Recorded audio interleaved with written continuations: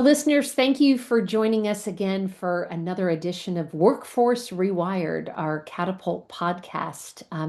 Exciting today that I am joined with Brandi Milazzo. Brandi is the founder and managing partner of Summit Law in Charlotte, and Brandi and I go way back, good friends. Excited to have you on the podcast. Thanks, Cheryl. So honored and excited to be asked to join. Yeah. Well, we have some fun topics to talk about today, and we're going to circle those around the peer advisory advantage. And Brandi, I've known you a long time. I know that you have started multiple businesses. You currently run a business. You've leaned in to peer advisory groups. You're in one now.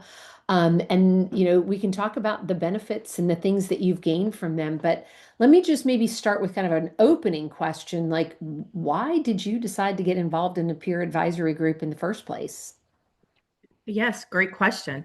So I will be honest, Cheryl, I'd had opportunities for 10 years prior to actually joining one and had declined. And we can talk about all those reasons, but just eventually decided to join because honestly, my current facilitator and coach, Matt Doherty, I'm in Vistage. There are multiple others. I'm not advocating just for Vistage. I happen to think it's great, but I know clients and friends and colleagues have used other peer advisory groups and think the world of those as well. So we can talk about those opportunities. But I decided in going through and starting multiple businesses, going through some ups and downs with all of them, just decided, doing the same thing over and over is the definition of insanity without change, right? So I needed something to help me make some changes I wasn't able to do on my own. We all can't do everything on our own. I think entrepreneurs in particular and leaders and overachievers tend to think that they can, but you can't. You have to lean on other people and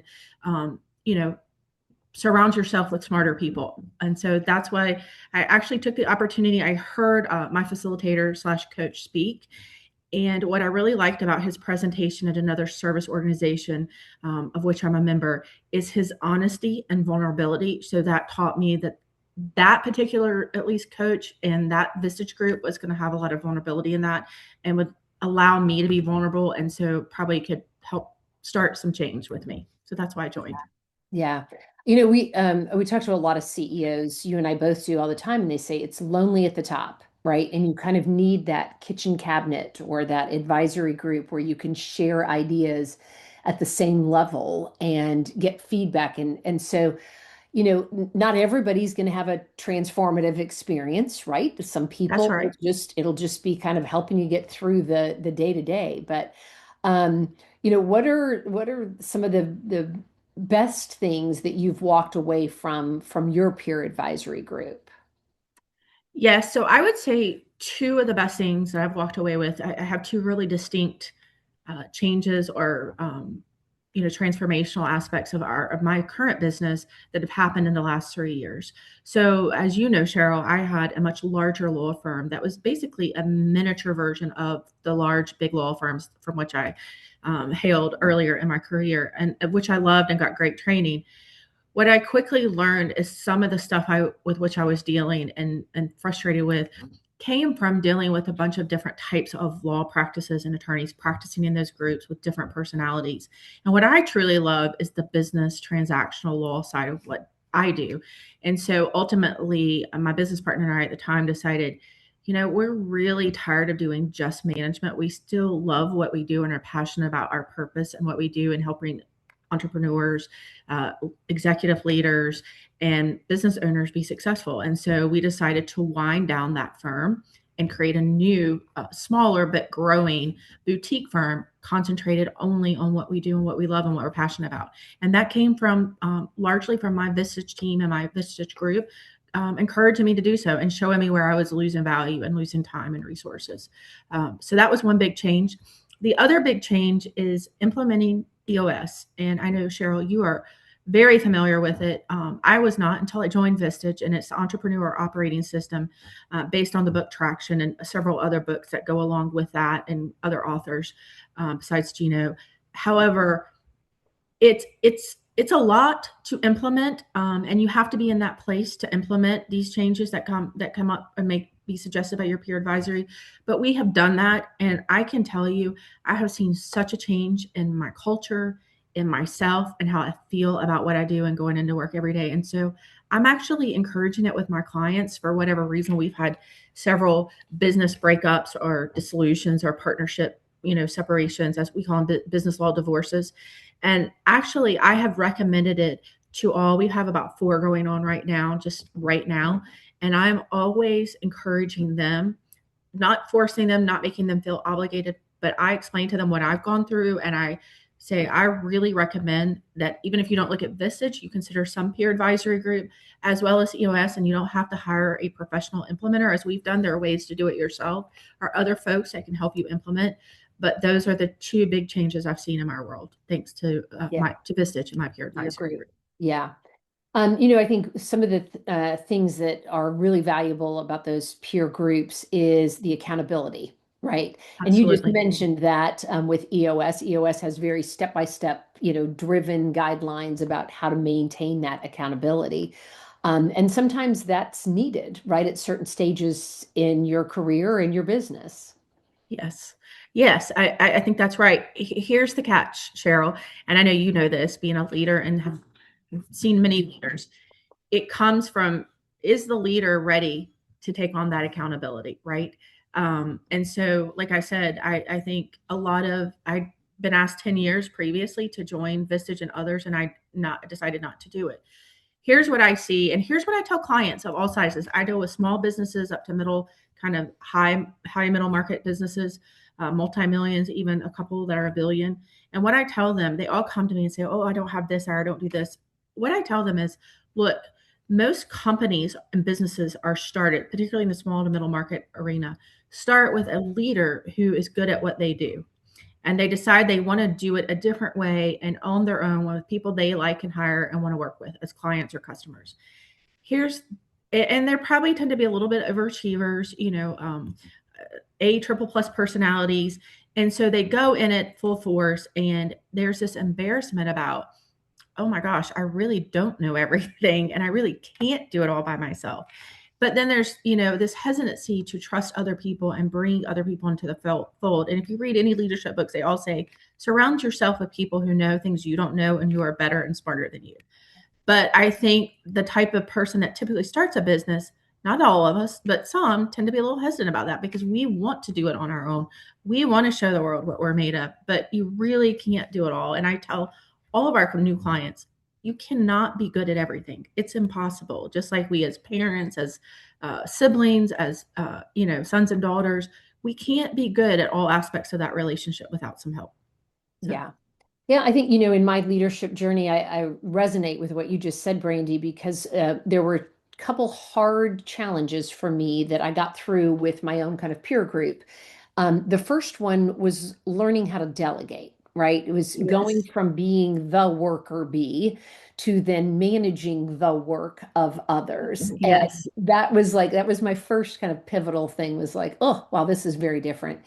And then later in my career, in a similar fashion, instead of working in the business to working yes. on the business. And, there are slight nuances to both of those, but having That's that right. outside perspective of peers and people who aren't in your industry or aren't in your day-to-day, schlop of trying to get through emails and things that you're delivering on can really help you elevate your own leadership.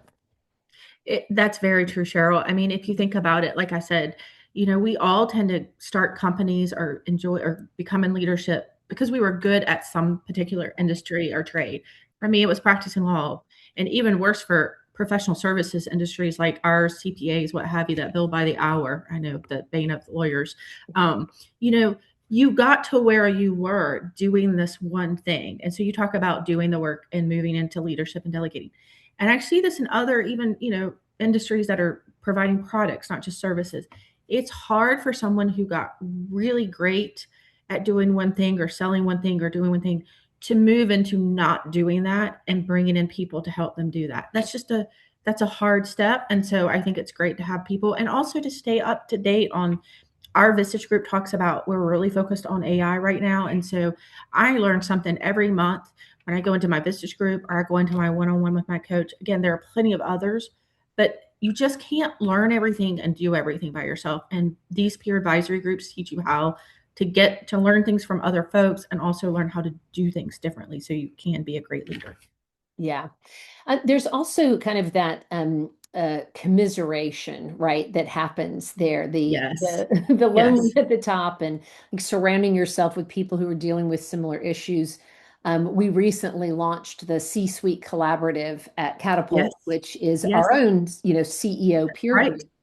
And this, like you said, it was a long time coming. Lots of CEOs asking me for years, why doesn't Catapult offer this? And I said, because we need the bandwidth to be able to do this. But across industries, I think what we're finding is that CEOs are facing the same issues. They're looking at strategy, they're looking at change management, they're trying to figure out how to adopt AI into their business organization. They're Mhm. trying to develop talent and find talent, and then some of them are also thinking succession of their own and how do Yes. they hand off their business. And so when you get those groups together where you can get different perspectives from different industries and different people who are at different journeys. Some have lived experiences and some are just waiting for you to tell them how to do it. That's right. I've had people ask, well, why are you just doing it now? You've been in business for so long. But like I said, I do think people hesitate because it is lonely and you get used to, you have to have certain relationships at home. You can't bring everything from work home. You can't share everything, even with your top leadership, because you have to stay positive for them and have to get them, keep them all rowing in the right direction. And so you get used to kind of doing it yourself. But I think it's so important, the things that you learn. And I think, if you have go through challenges, sometimes you lose trust and you're hesitant to share with other people. But you do learn that other people, no matter the industry, no matter the size of the company, yes, all of those things, every leader, every owner is dealing with. And so when you can come together and there's confidentiality, vulnerability, and trust, amazing things can happen. Yeah. I can't believe we're almost out of time. It's gone so fast because I love talking to you and talking about It's this. same But here. let me ask you one thing that I've heard a lot, and that is the justification of the expense, right? So you had a CFO who's like, I'm really skeptical about this, or you as a business owner are like, can I actually afford to invest in myself? Tell me what you would say to somebody who's, on the fence about, am I going to get an ROI for this? That is a great question. And I think most people would want to rush to the answer of how many clients can I get it. And again, most of these groups, they have rules that is not, just like some service organizations. Right. That's not the goal. And I certainly didn't go in with that. It has happened and occurred naturally. But I would tell you, my first answer to a question like that, Cheryl, would be like, how could you not? And if you think about the two changes I just told you about, if I had stayed the old firm and I would have been burnt out probably 2 to 3 years ago, lost money, all kinds of things. And if I didn't change my culture, I couldn't have the wonderful, amazing team that I have today. And even as some of those transition, how we can quickly onboard the right people. So I don't see how you can't. And it goes directly to your bottom line, those things. Yeah. So Well, I love that. That's the best way to answer an ROI question, right? that's right. Brandi Milazzo, thank you so much for being my guest today on Workforce Rewired and sharing all the advantages of peer groups and the advice and support and transformations that they can bring with you. We invite our listeners to join into another podcast in the future. We will likely have Brandi back because we just can't stop talking about all the good things in her leadership journey. So thanks, Brandi. Cheryl, thanks for the opportunity and so proud that Catapult is offering this now as well. Thanks Thank so you. much. Always a pleasure. Thanks.